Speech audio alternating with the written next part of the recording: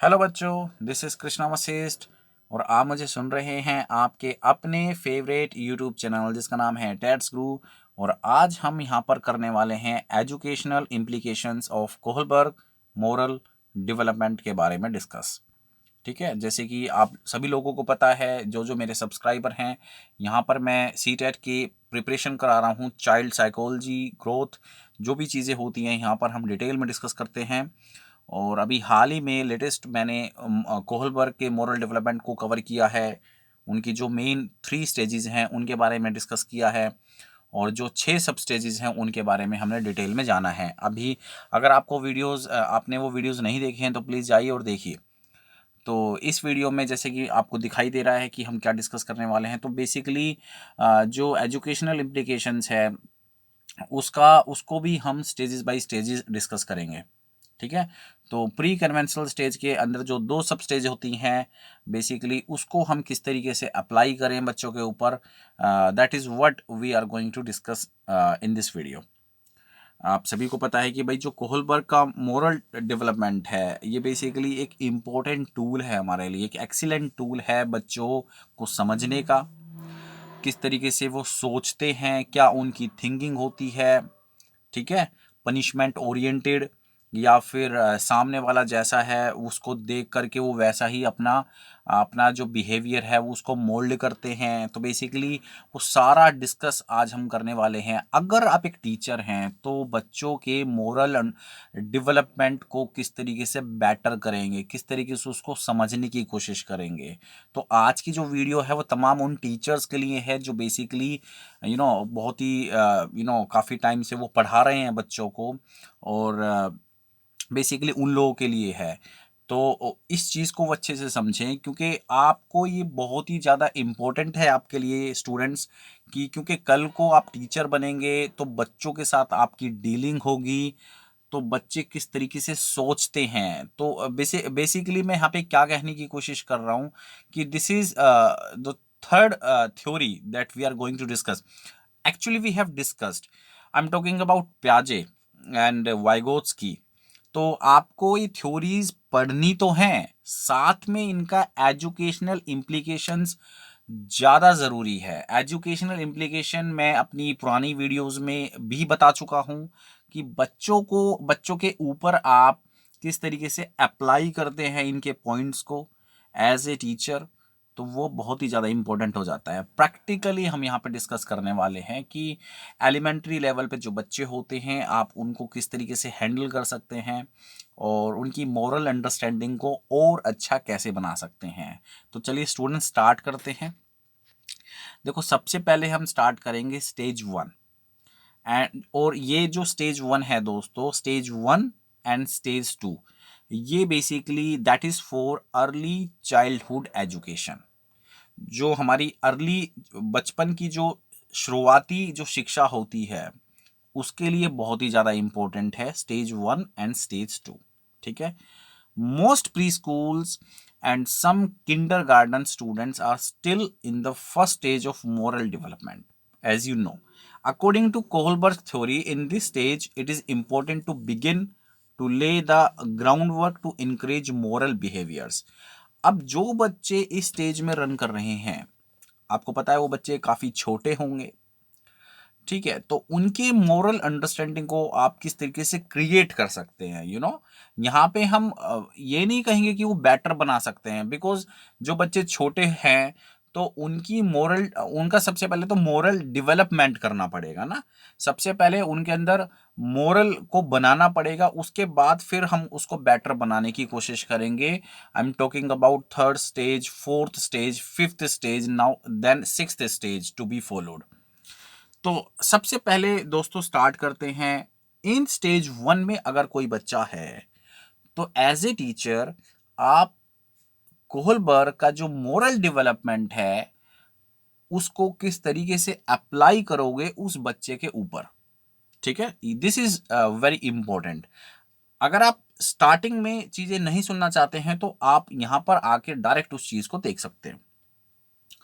जैसे दोस्तों यहां पे लिखा हुआ है, young children are primarily motivated to behave appropriately simply to avoid being punished for misbehaving. अब देखो दोस्तों, अगर आपने पुरानी वीडियो देखी है मेरी, तो वहाँ पे मैंने आपको क्लियरली समझा दिया है कि जो स्टेज 1 है वो पनिशमेंट ओरिएंटेड है। बच्चा इस स्टेज में पनिशमेंट ओरिएंटेड होता है। वो पनिशमेंट को अवॉइड करने के लिए अपनी चीज़ें वो अपने एक्ट करता है, उसको पनिशमेंट गेट नहीं करनी, क्योंकि आपको उसको पता है कि भाई पनिशमेंट तो जो है खराब चीज़ होती है, उसको हमें अवॉइड करना है। तो वो किसी के साथ मिसबिहेव नहीं करेगा, वो मिसबिहेव को अवॉइड करेगा। बहुत सारी चीज़ें होती हैं, By understanding this stage of moral development, teachers can help to guide their students' moral development by setting a code of conduct. अब यहां पर देखो, कोड ऑफ कंडक्ट की बात कही गई है कि एज ए टीचर उसको एक कोड ऑफ कंडक्ट जो है सेट करना होगा क्लासरूम के अंदर। अब उस कोड ऑफ कंडक्ट को वो बच्चों को बताए कि बेटा ये चीज ना करें, यू वुड गेट पनिशमेंट, ठीक है, रादर देन ये चीजें आपको करनी है। तो व्हाट टू डू, क्या करना है, और व्हाट नॉट टू डू, क्या नहीं करना है, एज ए टीचर आप उसको क्लियर कट बच्चों को बता दें। ठीक है, कुछ रूल एंड रेगुलेशन, अगर आप एक नए टीचर हैं तो आप फर्स्ट डे या सेकंड डे आप बच्चों को बता सकते हैं कि आपको किस तरीके से बिहेव करना है क्लासरूम के अंदर। ठीक है, तो एक कोड ऑफ कंडक्ट आपको बच्चों को देना होगा। फिर बच्चे क्या करेंगे, उस कोड ऑफ कंडक्ट को फॉलो करने की वो कोशिश करेंगे। For young children who are still in the first stage of moral development, it is important to set clear guidelines for behaviour. अब क्या अच्छा बिहेवियर है और क्या गलत बिहेवियर है, you have to tell them first, आपको उनको बताना होगा। And clear consequences for misbehaviour, आपको बताना होगा कि स्टूडेंट्स को कि भाई आप अगर अच्छा बिहेव करेंगे क्लासरूम के अंदर तो आपको आपको पॉजिटिव माना जाएगा, आपको पनिशमेंट नहीं मिलेगी, सिंपल। लेकिन अगर आप मिसबिहेव करेंगे क्लास में तो what consequences you would get, तो डेफिनेटली आपको ये उनको बताना होगा। ठीक है, ताकि उनको पता चले कि अगर मैं ये मिसबिहेव कर रहा हूं या क्लास का कोई रूल ब्रेक कर रहा हूं तो आई वुड गेट पनिश्ड, मुझे पनिशमेंट मिल सकती है। It is important to stay consistent with the code of conduct. As a teacher आप जो है उस कोड ऑफ कंडक्ट के साथ कंसिस्टेंट रहें, आप उसको भूलें ना। कई बार क्या होता है कि बच्चे भूल जाते हैं, छोटे बच्चे के अंदर भूलने की थोड़ी सी टेंडेंसी रहती है, तो बच्चे भूल जाते हैं। You have to make revise, आप उनको रिमाइंड करें, नॉट रिवाइज सॉरी, आप उनको बार बार रिमाइंड कराएं, हर दूसरे दिन तीसरे दिन उनको रिमाइंड कराएं कि what is good behaviour and what is bad behaviour. तो फर्स्ट ऑफ ऑल इस स्टेज में आपको एक डिफरेंस क्रिएट करना है, एक जो डिफरेंस है उसको बच्चों को बताना है। And punishment system through out the school year, और पूरे साल उसी कोड ऑफ कंडक्ट के साथ बच्चों की आप पढ़ाई कराएं। ठीक है, तो that is for stage number 1। as a teacher, if you are teaching in a school, then first of all set a code of conduct for the students। ठीक है, आई होप कि आपको समझ में आ गया होगा। उसके बाद आगे चलते हैं। For young children it is important to implement clear punishments. अब आप उनको पनिशमेंट दें, I am not talking about physical punishment, ठीक है, लिटरली मैं फिजिकल पनिशमेंट की बात नहीं कर रहा हूं। यहां पर बहुत सारी पनिशमेंट हो सकती हैं, जैसे कि बच्चों का जो फ्री टाइम है उसको आप वहां से रिमूव कर लो, है ना। बच्चों को दो ही मत फ्री टाइम, जो क्योंकि बच्चे चाहते हैं, बच्चों को सपोज करो प्ले ग्राउंड में जो जाते हैं 1 पीरियड के लिए इन अ डे, आप उसको वहां से ले सकते हो बच्चों को।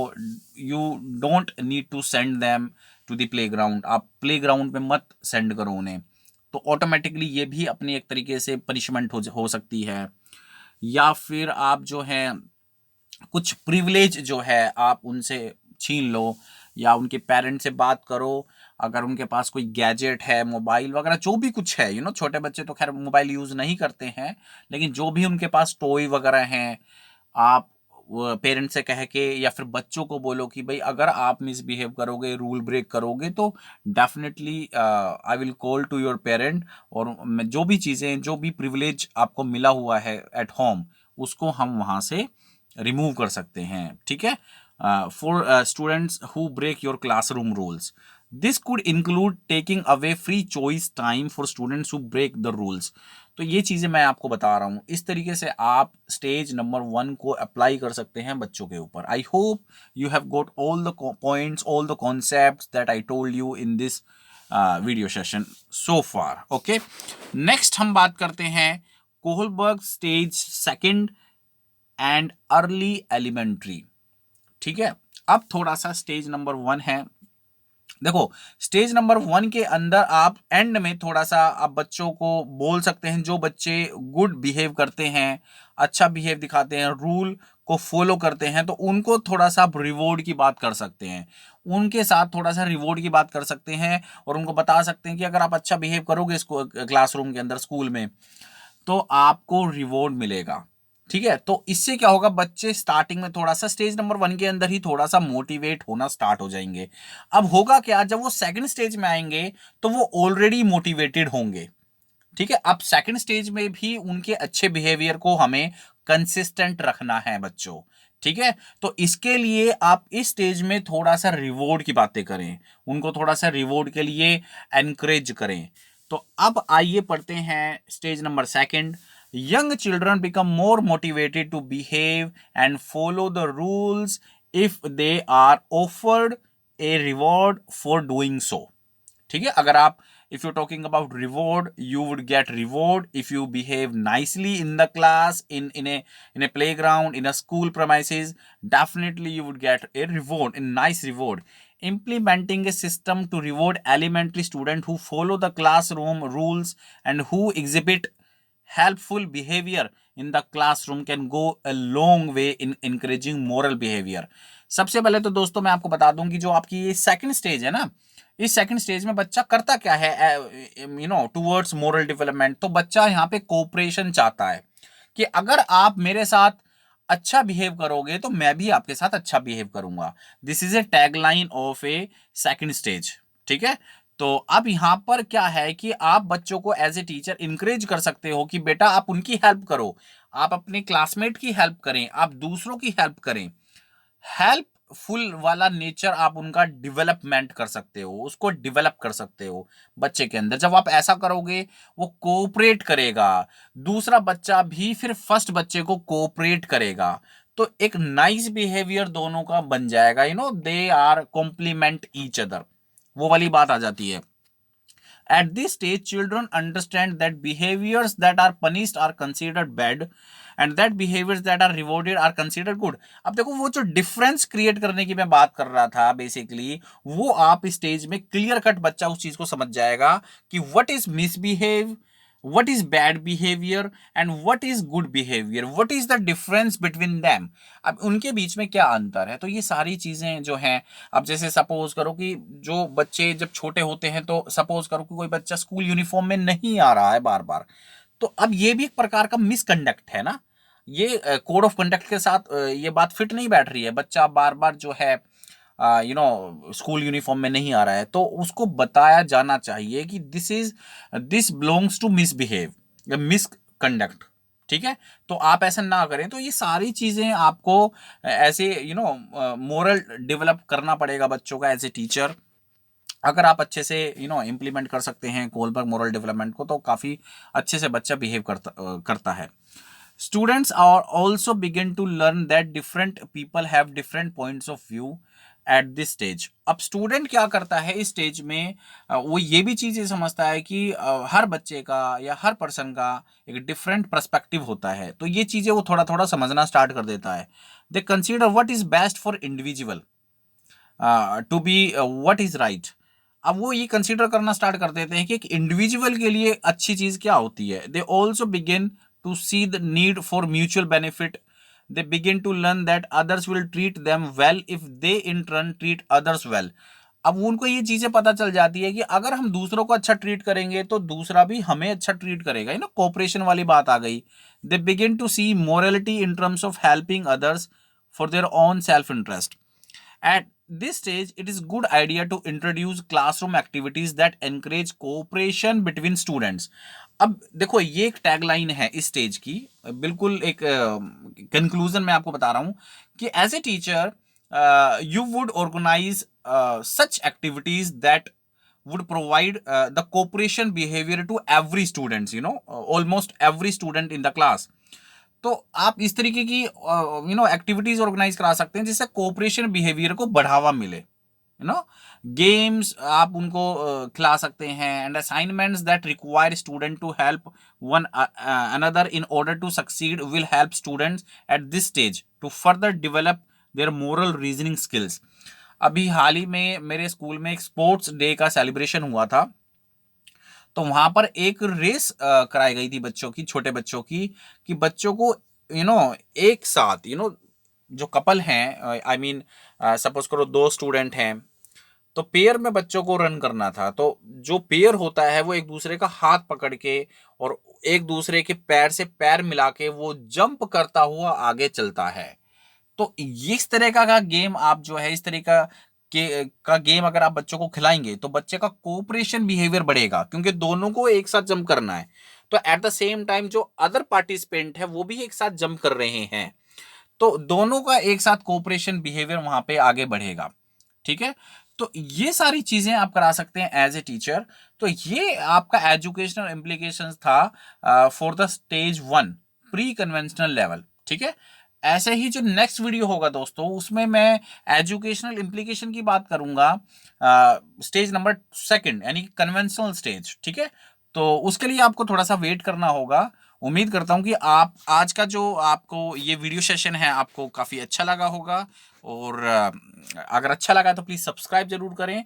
मैं यहाँ पर 2nd स्टेज और 3rd स्टेज को भी कवर कर सकता था। I could have covered all the stages जो नेक्स्ट स्टेज हैं, the rest of the stages of this model, लेकिन वो मैंने नहीं किया बिकॉज मैं अदरवाइज वीडियो जो है काफ़ी लेंथी हो जाता, काफ़ी लंबा हो जाता। ठीक है, तो उसको मैं नेक्स्ट वीडियो में कवर करूँगा दोस्तों। Till then thank you very much. अगर आपने पूरा वीडियो देखा है तो नोट्स बना के प्रिपरेशन करेंगे, और अपनी सीटेट की जो प्रिपरेशन है वो आई होप कि काफ़ी अच्छी चल रही होगी। Thank you very much.